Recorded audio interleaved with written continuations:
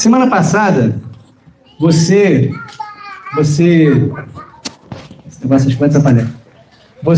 ouviu aqui dois pregadores, né? E nós começamos aqui um assunto que não dá para tratar de uma vez só, de um jeito só, de uma forma só, não dá. Eu vou continuar falando aqui, as próximas vezes que eu vier aqui, eu vou continuar falando com vocês sobre essa ideia de igreja, de ser igreja, né? Ser igreja, que às vezes é um negócio que a gente pensa de um jeito, pensa de outro. É muito normal hoje as pessoas falarem assim, eu acho que é assim, né? Eu acho que devia ser assim. Eu penso que seria assim, Jesus é amor, Jesus ia fazer desse jeito assim. Tudo bem, você pensar o que você quiser, você tem liberdade para pensar. A questão é, o que a Bíblia diz a respeito disso? O que a Bíblia ensina a respeito disso? E de igreja, por exemplo, muita gente pensa que a igreja tem que ser assado, tal, isso, aquilo, outro. Eu estou escutando direto a respeito da obra se a gente não vai colocar parede preta. Não vai, irmão, fica tranquilo, né? Pode ficar preto se der mofo, né? Se sujar, mas não vai, fica limpinho, né? Mas não tem problema ser também. Se fosse, também não tinha problema nenhum. Só que, porque isso não é fundamental, isso não é basilar, isso não é o mais importante. E o que é importante, de fato, a Bíblia é clara a respeito da igreja. O que é fundamental, a Bíblia é clara. Então, nos próximos momentos que nós vamos encontrar aqui, a gente vai falar sobre isso. Hoje, de forma específica, eu quero chamar a sua atenção sobre a questão de pertencer. A igreja não é um lugar para se frequentar apenas. É uma família para se pertencer. E isso, às vezes, não fica muito claro, não fica muito nítido. Às vezes, a gente perde um pouquinho o rumo, ou não entende, ou tem alguma trava emocional, um trauma que atrapalha a gente entender que a igreja é um lugar para se pertencer, para se viver em família. Não é um lugar só para frequentar. Tem duas histórias que eu achei muito interessantes. Eu li uma num devocional dessa semana, ou da semana passada, e a outra eu li essa semana mesmo, em outro local, mas as duas elas meio que se contradizem ou se complementam, sei lá, você vai decidir agora. Escuta a seguinte história. O menino foi adotado, foi para a casa daquela família, e lá ele recebeu todo o carinho, tudo, tinha um quarto para ele foi recebido com muito amor, com muito afeto. Ele já foi grandinho para lá, eu estava com 8 anos quando ele foi para aquela casa, e ele se jogou.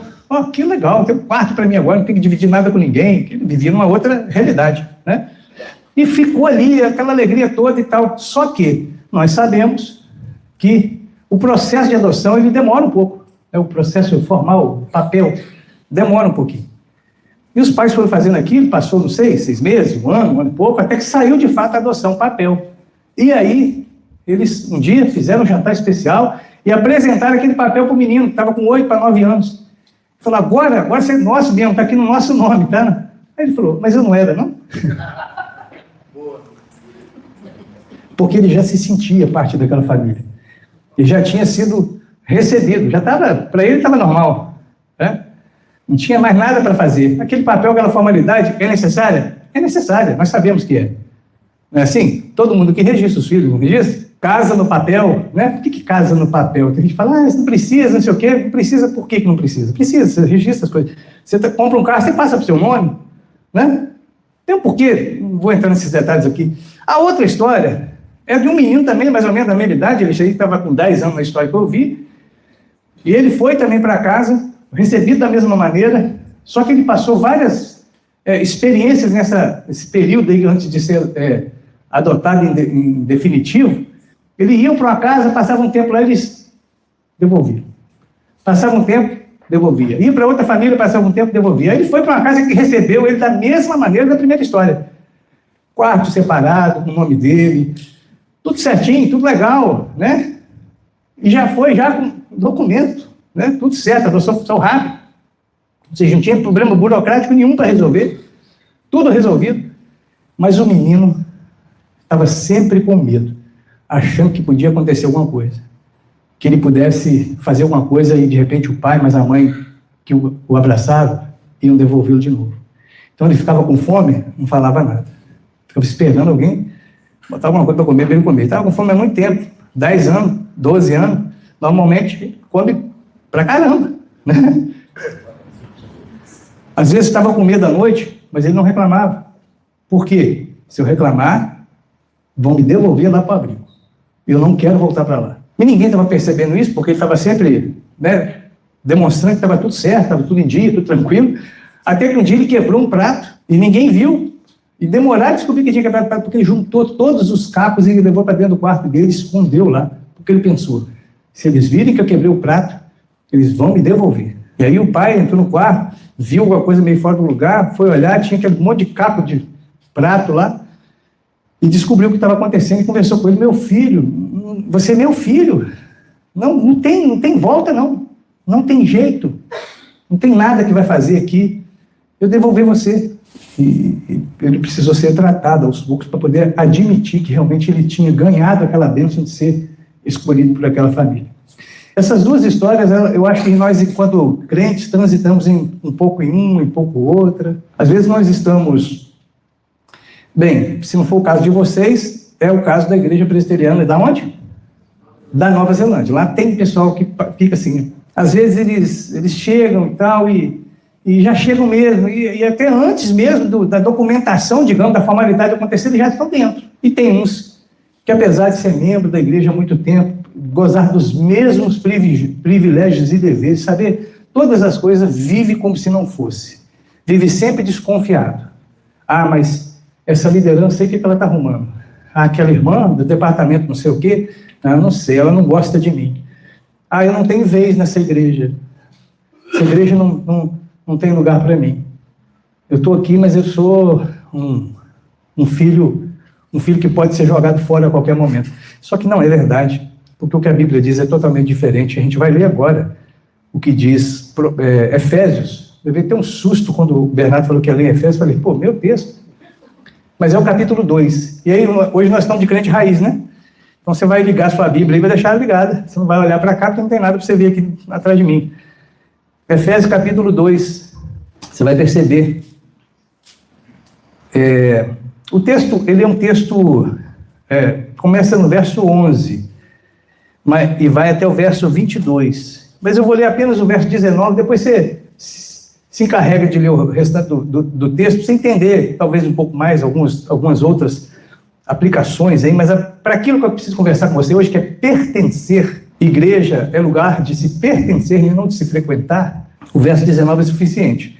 Eu estou na NVI, se você tiver, pode ser, me ler junto, mas diz assim, deixa eu ler primeiro. Portanto, vocês já não são estrangeiros, nem forasteiros, mas concidadãos dos santos e membros da família de Deus. Quem está com essa versão parecida aí? Pode ler junto comigo, vamos lá? Portanto, vocês já não são estrangeiros, nem forasteiros, mas concidadãos dos santos e membros da família de Deus. Essa frase, por último, acho que dá para a gente gravar. Membros da família de Deus. Os homens vão repetir agora para as mulheres aprenderem. Membros da família e as mulheres aprenderam. Está vendo como é que elas aprendem rápido? São muito espertas. E todo mundo junto, então. Membros da família de Deus. É isso que é a igreja. Membros da família de Deus. Existe em nós um desejo, uma vontade de aceitação, de reconhecimento, de pertencimento. É por isso que as pessoas, nós, gente, entramos em tantos grupos. Fazemos parte de tantas colônias, de aglomerados, porque a gente gosta, porque a gente quer fazer parte de um negócio que é maior do que a gente. A gente tem essa carência de alguma maneira. Então, o sujeito, às vezes, ele escolhe mal. Às vezes ele escolhe mal, a pessoa escolhe mal. Ela escolhe sabe, aglomerar com um punhado de gente que não está querendo muita coisa para a vida, mas ela está, sabe, demonstrando um desejo, uma carência de ser parte de algo que é maior do que ela. E a igreja é o lugar que Deus faz da gente algo maior do que a gente é, de fato, que a gente não conseguiria fazer em lugar nenhum. A ceia do Senhor, a mesa da ceia, mostra isso para a gente. Quando é que eu e você conseguiríamos fazer algo tão grande assim, a juntar tantas pessoas diferentes, de criação diferente, de época diferente, tudo diferente, no mesmo lugar, olhando para o mesmo local? Nunca. Mas a gente precisa, e aí a igreja traz esse ajuste. Então você, que também foi adotado, eu que também fui adotado, preciso saber que mais importante do que ter o registro, a formalidade, o nome no hall de membro da igreja. Aliás, abro um parênteses, estamos ajustando o hall de membro. Você, por favor, vai receber aí no seu WhatsApp. Não demora a responder, manda para a gente. Se tiver alguma dificuldade, responde no WhatsApp de volta a sua dificuldade e nós vamos ajustar isso. Fechamos o parênteses. A gente precisa disso, até porque em outubro tem assembleia, isso tem que estar equalizado, tá? Então, você é mais do que pertencer a um papel, uma estrutura. Tem algum problema pertencer à estrutura? Está arrolado ali? Não tem problema nenhum, mas é mais do que isso. É saber que existe algo que é além da formalidade, acima da formalidade, é relacional. E que coisa boa é quando você, que está aqui nessa noite, percebe que esse lugar é um lugar maravilhoso, que esse lugar não é maravilhoso assim, mais do que fulano, mais do que Beltrano, porque a gente não está disputando com ninguém. Nosso inimigo é o Satanás. É contra ele que a gente luta. A gente não luta contra outra igreja, não. Quando você entende que aqui, neste lugar, você tem a oportunidade de resolver um tanto desse anseio, que é bem possível que se você se encontrar bem aqui, se você se achar aqui com seus dons, com seus talentos, se você receber, de fato, o carinho que você precisa, e você pode receber isso se você se abrir, se alojar no lugar certo, e você também se doar, você vai achar até que os outros grupos nem precisam. Ah, é bom, posso participar, mas se acabar, acabou, não tem problema nenhum. Lembra? Quando, um tempo atrás, eu preguei aqui com a camisa muito bonita pendurada aqui no ombro? Lembra? Eu tinha feito uma promessa, né? Que eu ia pregar, se fosse campeão, eu pregava com a camisa. Só não falei que era vestido, não, né? Não falei aqui no ombro. E o hino fala assim, eu teria um desgosto profundo se faltasse. É mentira, gente. Eu vou contar isso porque eu gosto de zoar, né? Mas se o Flamengo acabasse, se o futebol acabasse, não faz falta. Mas eu não viveria bem se eu não tivesse vocês. Se eu não tivesse a minha vida sido salva, transformada em Cristo, ele não tivesse me dado a família maravilhosa para conviver. Sozinho, eu não ia dar conta. Eu não ia saber a hora que eu estou acertando, a hora que eu estou errando.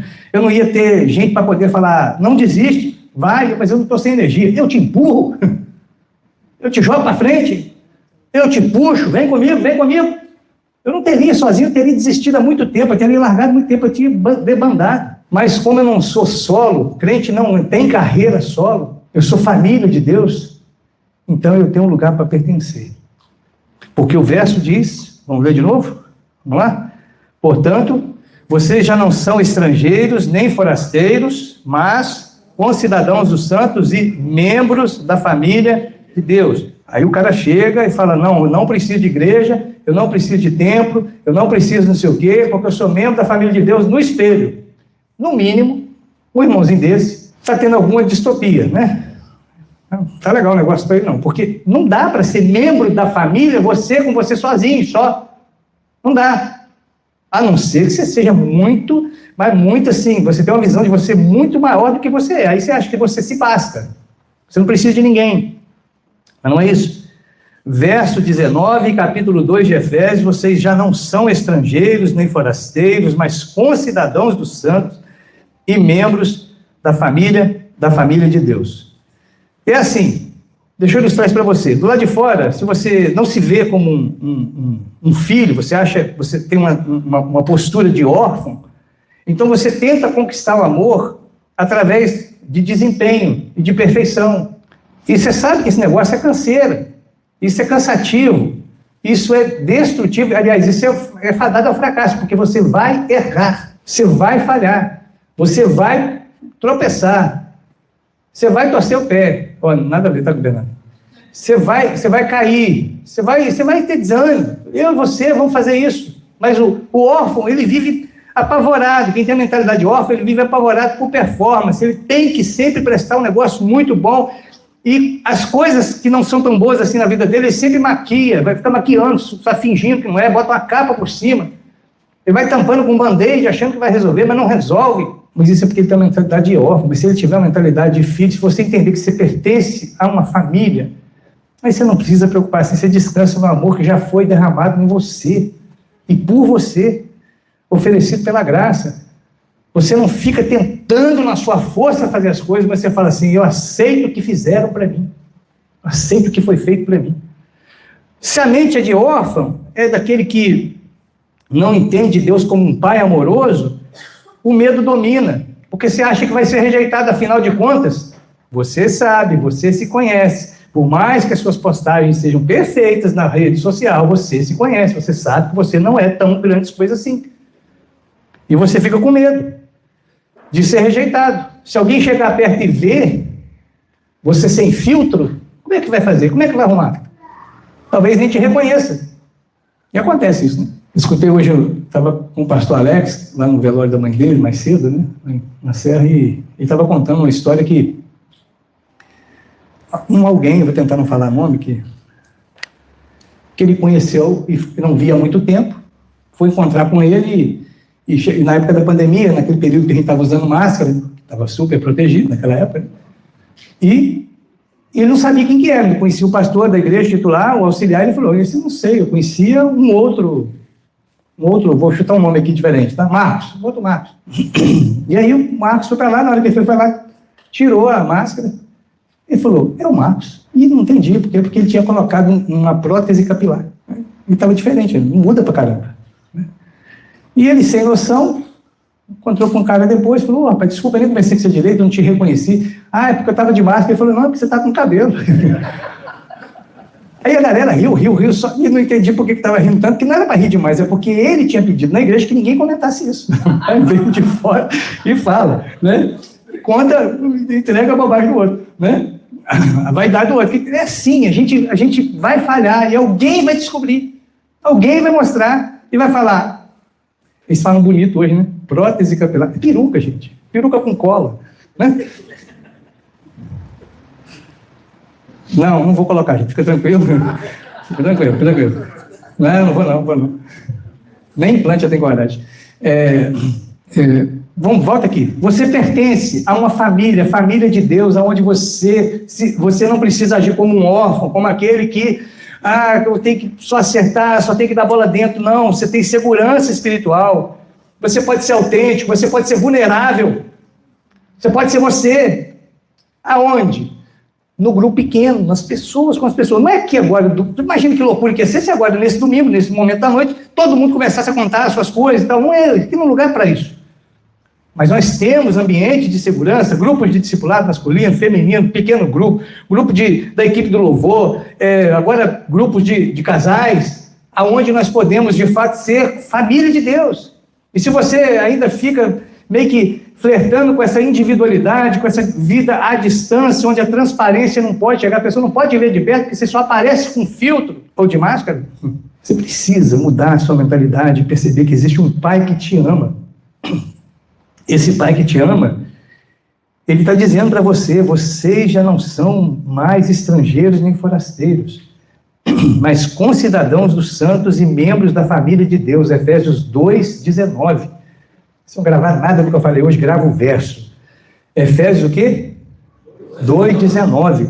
Vocês já não são estrangeiros nem forasteiros, mas concidadãos dos santos e membros da família. A mentalidade de órfão tem um relacionamento com Deus inseguro. Mas será que Deus vai? Não, porque, afinal de contas, às vezes a pessoa traumatizada, todo lugar que ela passou, eles bateram nela. Toda vez que ela errou, o pessoal xingou ela, empurrou, desistiu, jogou no lixo. Mas só que aqui é o contrário. Na igreja é um lugar da gente pertencer por isso mesmo, porque aqui Deus pega o lixo e transforma em filho.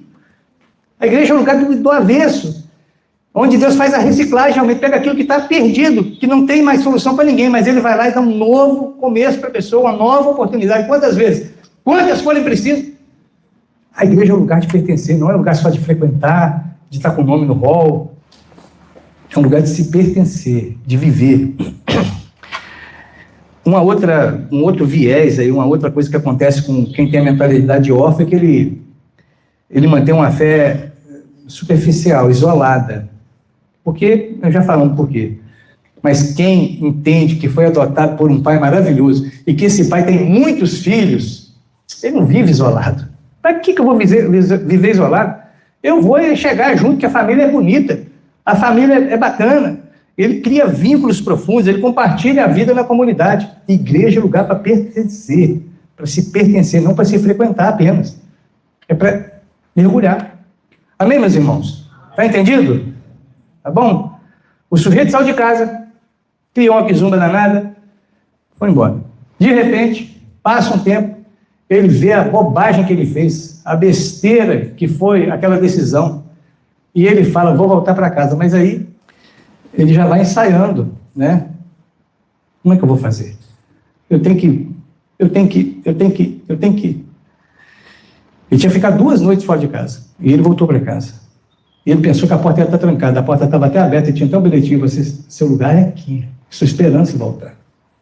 Parece muito com uma outra passagem da Bíblia que nós conhecemos muito bem, que é de Lucas capítulo 15, não é? Que a porta, quando o rapaz resolve voltar da bobagem que ele está fazendo, com a vida dele, com os bens que ele pegou, quando ele chega, não está só a porta aberta, não, tem uma festa lá acontecendo. E aquilo ali ilustra muito bem para mim e para você como que Deus trata a gente, como que a igreja é esse lugar. É aqui que a gente, de fato, pode voltar, que a porta está sempre aberta. A porta não tem tranca aqui. O coração de Deus está sempre aberto, deixando opção para mim e para você. É sempre uma oportunidade. Aliás, é isso que eu e você devemos falar para as pessoas fora daqui. Que Deus tem um lugar para elas do nosso lado. Fulano do seu trabalho, a irmã de sua irmã lá da família que está afastada, que não ama, nunca amou o Senhor, nunca se rendeu ao Senhor, seu colega de trabalho, você tem que falar com ele, você tem que mandar uma foto de uma cadeira dessa para ele e falar, amigo, tem uma cadeira lá para você, tem lugar para você lá. Ó. Ah, mas lá não tem negócio de mais eu. Aqui no trabalho você tem que mesmo segura a onda, e não parte, e dá bobeira não, porque você te corta o pescoço, mas lá não. Tem um lugar que eu frequento, um lugar que eu frequento nada, que eu sou parte, eu tenho uma família. Ah, eu conheço seu pai, não estou falando dessa, não. É uma outra maior. É uma outra maior, gigantesca. Não dá nem para fazer conta de quantos são. Porque pega desde sempre e vai até a eternidade. E lá nessa família você tem um lugar. Tem um lugar para você, tem uma cadeira para você. Você pode sentar, se você entender o amor de Jesus por você, você pode chegar que você vai ser filho também. Talvez no emprego você vai ser só um... Aí você pensa aí o que é, né? Mas lá você vai ser chamado de filho. Porque Jesus conquistou isso para nós. Essa reconciliação. A gente está afastado de Deus, Jesus vem e nos une. E faz de nós uma família. Você vai ler no texto depois com calma, que é um problema de judeu e gentio, né? E aí Paulo está falando, não tem mais esse negócio. Tudo uma coisa só. Como é que diz o texto mesmo? Vocês, vamos lá? Já não são estrangeiros, nem forasteiros, mas concidadãos dos santos e membros da família de Deus. É ruim quando a gente tem várias versões nessa hora, né? Então, antigamente só tinha a Ara, ou a corrigida, a gente conseguia. Mas vamos tentar? Vocês já não são estrangeiros, nem forasteiros, mas concidadãos dos santos e membros da família de Deus. Efésios 2:19. Tem um lugar na mesa para você. Tem uma época que nós mudamos aqui, hoje foi só por uma necessidade mesmo, mas tem uma época que a gente ficava ali mesmo, e aí as cadeiras ficavam em meia-lua, lembra? Eu acho maravilhoso isso, porque a gente estar olhando mais um para o outro e percebendo quem é a nossa família. Esse negócio de ficar... Eu não sei se você consegue olhar para a nuca da pessoa e você reconhece o... Né? Você consegue reconhecer o Gabriel, você vê... Só se vê de costa, né? Que só fica vendo a nuca dele aqui, nessa posição. É difícil. Mas era só questão estética mesmo, assim, pedagógica, que vale a pena de vez em quando, como nossas cadeiras são livres, a gente pode mexer do lado que quiser. Mas o melhor mesmo é se fosse redondo, a gente tivesse uma mesa no centro. Porque é assim que nós somos. Nós temos um pai que está nos alimentando e todos nós estamos sentados à mesa e somos irmãos uns dos outros. É isso. E sempre tem um lugar na mesa. Para mim, tem um lugar na mesa para aquele que você falar de Jesus para ele também. Se ele vier, ele vai vir. Não importa o jeito que ele vem. Cabeludo, careca, não tem problema. Cheio de hormônio, sem hormônio nenhum, não importa. Ele vai ser bem tratado, vai ser bem recebido. Por causa de quê? Porque nós fomos bem recebidos. Nós fomos bem acolhidos. Nós fomos amados. Então nós temos isso para oferecer. É simples assim. Não é porque a gente é o povo mais legal da face da terra, não é porque nós estamos sendo transformados na imagem de Jesus. E Jesus fez isso com a gente. Fez tanto que Paulo registrou. Como é que Paulo registrou mesmo? Efésios 2:19. Vocês já não são... O quê? Estrangeiros, nem forasteiros, mas e membros da família de Deus. Eu ouvi uma história também que eu achei interessante.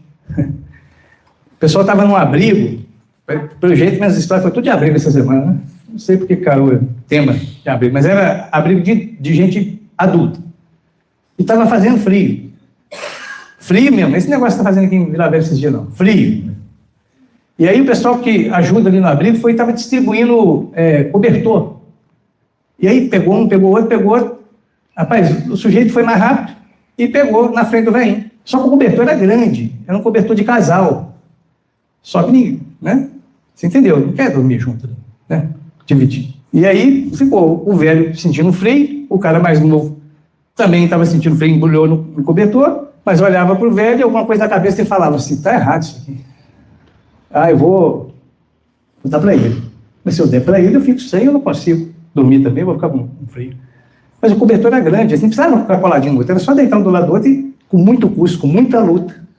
Porque dividir cobertor com outro homem, muita luta, né? Dividir as coisas, já nem sempre é fácil, né?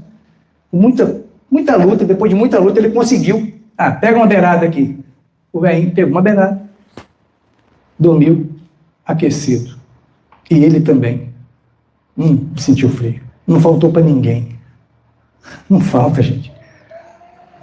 O amor, o calor, a compaixão, aquilo que nós experimentamos, se a gente dividir com outras pessoas, não vai faltar para a gente. Ao contrário, segundo a história, porque os dois ficaram debaixo do mesmo cobertor, o calor de um foi passando para o outro, o pano ali fez o serviço perfeito. Não faltou, pelo contrário, funcionou até melhor. Se você dividir o amor de Deus com outras pessoas, se você não achar que é só para você, se não agarrar, falar, peguei primeiro, é minha vez, se você não fizer isso, se você tiver a capacidade de falar, não, o outro também precisa, eu tenho, está na minha mão, eu posso dividir, você vai ver que isso não vai te deixar no prejuízo. Você pode dividir, você pode compartilhar, você pode falar, você pode ensinar isso, e você já pode começar treinando isso aqui, um com o outro mesmo. Ninguém sai perdendo aqui porque dedicou uma parte da sua vida a servir alguém. Ninguém morre porque estava num grupo pequeno e teve ali um momento ruim e compartilhou. Hoje essa semana para mim está horrorosa, eu tomei pança, tal coisa e tal. Ninguém morre, pelo contrário. Você divide, você se abre, você abraça quem está precisando. Todo mundo sai ganhando naquele negócio. Todo mundo. É um calor que vai irradiando. Sabe o que é isso? É igreja, lugar para se pertencer, não é lugar só para frequentar, para ter o nome, o rol de membros, não. Você tem que ter um nome no rol de membros, ajusta lá. Mas é mais que isso. É muito mais que isso. Está compreendendo, meu irmão? Amém? Você está entendendo porque você não é mais estrangeiro nem forasteiro. Né? Você é um concidadão dos santos e membro da família de Deus. É por isso que você está entendendo. Tem um ciclo simples, né? Que se você pensar o que eu vou falar aqui, você já sabe há muito tempo, eu só estou relembrando, tem a ver com esse lance de pertencer, tem a ver com o que a gente recebe, a gente reconhece, a gente relaciona, mistura, e a gente reproduz, compartilha. Você recebe a salvação, o amor, é Deus te abraçando e falando, vem, pode vir, não importa seus traumas, não importa sua história, não importa o que fizeram com você, eu vou dar um sentido novo para a sua vida. E você aceita isso como algo que não é você que chegou e arrebentou a porta, não, você foi andar para lá da porta, mas a porta estava aberta, a escancarada estava te atraindo já. E você aceita isso, você recebe essa graça. Aí você não só recebe, mas reconhece que a partir de agora existe uma outra proposta. Você não, irmão, você não veio para Cristo para ser a mesma coisa, não é para ser melhor, para ser transformado à imagem de Jesus. Você veio do jeito que você tiver, mas você não vai ficar da mesma maneira, porque o amor dele vai te constranger a viver diferente, a santificar a sua vida, a separar a sua vida, a mudar seus hábitos, a tomar decisões diferentes, a tratar melhor as pessoas. Não é um negócio de regrinha, não, mas é uma transformação que vai acontecendo, que muda mesmo. Aí, você percebe que isso não dá para ser exercitado isoladamente. Não dá. Para você ficar sentado na frente da sua tela, apenas absorvendo ideias e pensamentos e raciocínios, e fulano falou isso aqui é brilhante, você põe aqui, separa, vai montando para você um negócio, um apanhado de ideias boas sobre Cristo, sobre Jesus, sobre Deus, sobre o Espírito Santo, sobre o povo de Israel, sobre o tema que você quiser. E aí, você vai viver isso aonde? Não, com você mesmo. Ô, gente, não dá. Quando você recebe a Jesus como Salvador, você entra para a família dele, reconhece que tem algo, uma vida diferente para viver, você se relaciona agora. Você vai se relacionar, você vai viver, conviver. Irmão, irmã, nós vamos falar na sua cabeça até Jesus voltar ou me levar. Tomara que vocês não olhem para ele me levar rápido, né? Você precisa estar dentro de um grupo pequeno. Você precisa. Eu preciso tanto que eu estou no monte. Eu participo de um monte de grupo pequeno. Eu preciso. Não é para poder falar para você, que eu estou dando exemplo, não é porque eu preciso. E também estou dando exemplo, mas eu preciso. Primeiro é porque eu preciso. Relacionar, viver, conviver com família, compartilhar a vida, as lutas. E aí, acolher, acabar reproduzindo, fazendo a mesma coisa. Você foi abraçado, você foi, né? Você foi bem tratado, o que você vai fazer? Vai tratar bem outra pessoa, pô. Reproduzir, replicar isso. Você foi, você chegou e foi bem. Não foi? Tem alguém que foi maltratado aqui? Não tem. Se tiver, não vão resolver esse negócio depois. Mas não tem. E se tem, a gente resolve, a gente pede perdão, a gente conversa, a gente ajusta. Olha no olho e fala, foi isso mesmo que eu te fiz? Foi. Me desculpa, me perdoa. Não era assim que eu queria que você sentisse, não fiz por causa disso. Né? Mas não tem, você é bem tratado, você é bem recebido. Eu sou muito bem tratado, eu não tenho nada a reclamar. Então a gente tem o que compartilhar, a gente está carregado, a nossa bateria está cheia. É isso que acontece. Eu vou contar uma última história, que eu já contei muita história hoje, né? Mas antes, o que diz o texto? Vocês, vamos lá, Efésios 2,19, vocês já não são estrangeiros nem forasteiros, mas concidadãos dos santos e membros da família de Deus. Efésios 2,19. Plantaram uma árvore num lugar que ventava demais. Para aquele tipo de vegetação não dava certo. Ela começou a crescer, o vento batia ela ia envergando, não dava certo. Ela estava quase quebrando. Foram lá, colocaram um palito lá maior e tal, e prenderam ela. Mas ela fazia muito esforço para poder conviver, porque o lugar ventava demais. Aí chegou alguém que é da área, é um agrônomo, né? Falou, isso aqui não dá certo, aqui, sabe? Esse ambiente não é bom para ela. Aí tiraram ela de lá, replantaram ela num lugar mais adequado, uma terra melhor, e colocaram ela lá. Aí, no outro dia, plantaram hoje, no outro dia, a árvore já estava dando fruto. Você acredita nisso, mesmo? Não, você não acredita nisso. Eu estava sendo irônico, mas eu não fui claro na ironia, né? Não. Demorou um tempo para aquela árvore chegar ali, as raízes dela irem se ajustando, crescendo, e depois de algum tempo já protegida, já num lugar, num ambiente melhor, mais propício, ela, depois de passado algum tempo, sem produzir nada, apenas ali, sendo cuidada, com as raízes já estabelecidas, ela começou a dar fruto. Por isso que eu falo para você que a igreja é lugar de se pertencer, de ter raiz. Porque se você não tiver raiz, você vai ser igual essa árvore que está no ambiente inóspito. Você vai ficar gangorrando para um lado, gangorrando para o outro, e você não consegue ter a coisa funcionar. Você precisa chegar, precisa estar aqui. E cada um de nós que estamos aqui nessa noite temos o mesmo convite sobre a nossa vida. Cada um de vocês que estão aqui receberam a mesma proposta, o mesmo desafio, que é pertencer. Não é só fazer parte daquela igreja. Não. Isso aí é um fato, é uma maneira de dizer, mas você precisa ter claro no seu coração que você não é só mais um número, uma engrenagem. Não, você faz parte de uma família e você precisa estar bem enraizado aqui, participando dos grupos, se envolvendo realmente para que você tenha uma raiz que te dê condição de dar fruto. Senão você vai ser só uma árvore agitada por vento, para um lado, para o outro, para um lado, para o outro. Eu não acredito que esse é o melhor propósito, a melhor maneira de se viver a vida com Jesus. Igreja é lugar de se pertencer, família de Deus. Eu e você fomos chamados por isso. Por isso que o apóstolo Paulo falou bem claro para mim. O que ele falou mesmo, meu irmão? Vocês já não são estrangeiros nem forasteiros, mas concidadãos dos santos e membros da família de Deus. É isso. É isso que você é. É isso que você precisa pensar nessa semana. Como que você está vivendo essa realidade? Como concidadão dos santos. Ficou difícil, né? Concidadão, forasteiro, estrangeiro, mas membros da família. Não tem mais jeito de ser mais claro, né? Membros da família. faz parte. Na próxima semana, a gente continua falando sobre isso, mas a gente vai falar não sobre pertencer, mas sobre participar. Como que eu participo da família, então? Mas aí é um papo para domingo que vem. Mas hoje, para esse domingo, para essa semana, você precisa se perguntar quanto de 1 a 10, qual o número que você dá para você, enquanto reconhecer que faz parte dessa família maravilhosa.